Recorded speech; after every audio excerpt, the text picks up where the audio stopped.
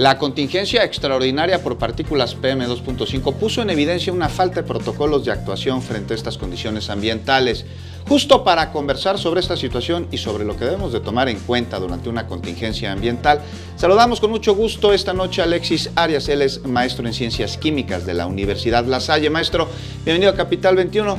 Muchas gracias por acompañarnos. Un gusto recibirlo. Y aquí la pregunta es, ¿se tardó el gobierno de la Ciudad de México en tomar medidas ante la mala condición del aire? Mire, antes que nada, esta contaminación, estos índices de contaminación empezaron a elevarse desde el sábado, el día domingo. Entonces, el gobierno debió haber empezado a prever que esto no iba a parar, y más que nada por la cantidad de incendios que se tuvo en el fin de semana, que fueron los que potencializaron esto.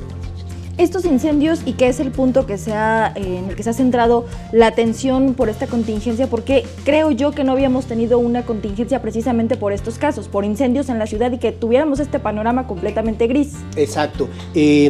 Años anteriores se llegaron a tener contingencias, pero fueron puntuales, sí, ¿no? Fue un incendio, subieron los niveles y llegaron a bajar en no más de un día. Pero en este caso, la cantidad de incendios fueron lo suficientes para aumentar y tener esta condición, ¿sí? Si no hubiesen esas condiciones de incendios, las concentraciones hubieran sido entre lo normal que se tiene en la Ciudad de México. Y maestro, las medidas que se han tomado pues el día de ayer, el día de hoy, ¿son las adecuadas, son las que se deben de tomar? ¿Algo falta? Sí, lo que pasa es que el problema son factores que no pueden controlar, que es la parte de los incendios. Lo que se puede controlar el gobierno es lo que está haciendo, ¿no?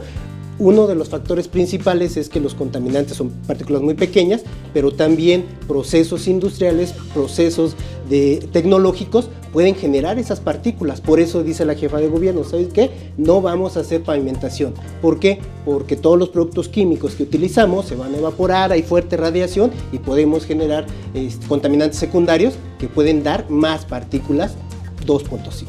Ayer por la noche platicábamos con la secretaria de Gestión Integral de Riesgos y Protección Civil, justo precisamente con este tema, porque todavía no se tenía la contingencia ambiental. Ayer el monitoreo ya nos daba que hoy tendríamos ya esta contingencia y que los días posteriores probablemente vamos a continuar con esta pésima calidad del aire. Claro, ese factor se ve potencializado por la gran estabilidad atmosférica que tenemos.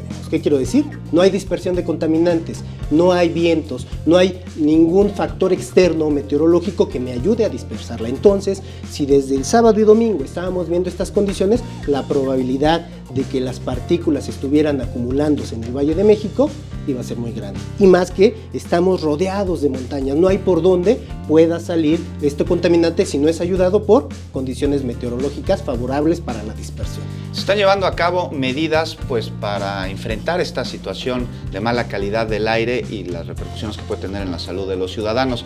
Pero, maestro en Ciencias Químicas, cuéntenos qué se debe hacer para que algo así no vuelva a suceder. Usted refiere que son situaciones que están ajenas al control del gobierno, pero no necesariamente a la conducta de los ciudadanos y a medidas posteriores. Claro, esta fue una situación extraordinaria, pero como comenté hace un rato, si revisamos los informes anuales de la calidad del aire, nosotros siempre hemos estado por arriba. Un ejemplo, 2017, y traje la nota, promedio, partículas PM2.5, 24 horas, la norma oficial me dice 45 microgramos por metro cúbico, Ciudad de México, 55 microgramos por metro cúbico.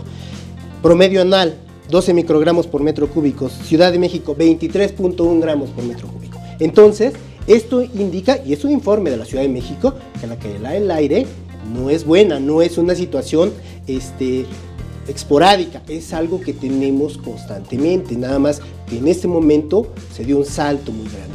Se deben de generar condiciones más estrictas y más que nada por las fuentes de contaminación antropogénicas, que son todas las que generamos los seres humanos. La parte industrial, la parte de fuentes móviles. Entonces, teniendo un mejor control, se van a poder disminuir esto, porque es la única manera que se puede prevenir todo. Mayor regulación. Claro, y ser muy estrictos, porque a las empresas se les ponen normas y muchas veces las acatan, no las acatan. Si no las puedo atacar porque no puedo cambiar el proceso, entonces el gobierno tiene que generar estrategias para que se modifiquen procesos, se modifiquen materias primas, algo que ayude a disminuir estos valores. Maestro, rápidamente, el día de mañana podemos esperar condiciones que sean un poco más favorables ante estas medidas que ya se dieron a conocer hoy, ante estas pues peticiones que hacen también a la ciudadanía, a las autoridades para lograr reducir los niveles de contaminación.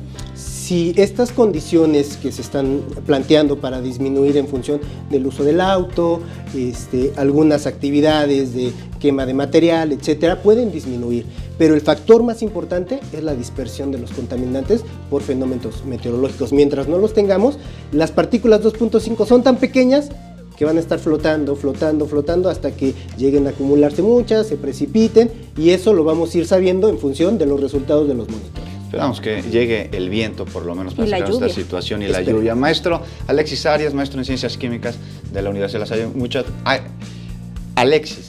Alex, sí. muchas gracias.